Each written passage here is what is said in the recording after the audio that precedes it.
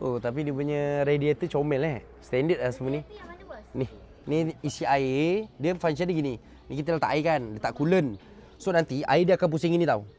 Dia akan pusing sini, keluar pusing gini lah. Keluar sini, masuk sana, keluar sini gitulah. Dia sana pipe nya. Dari dalam enjin dia akan pusing dengan air. Air akan dalam enjin. So coolant ni buat sejuk ni.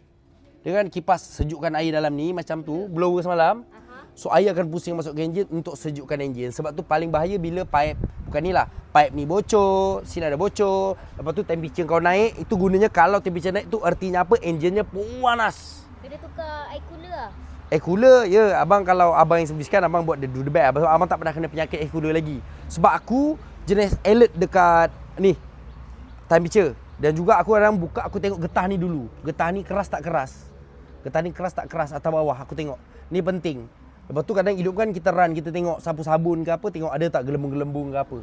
Kalau kita lama lah, kalau kita baru tu, kita setakat tengok getah je lah. Lepas tu tengok temperature. Sebab ini kalau kong enjin, menangis tak berlagu. Wow. Ramai suruh start. Masalahnya bukan kita-kita orang. Kalau Boyjan punya geng, Boyjan dah walaupun auto ni, I want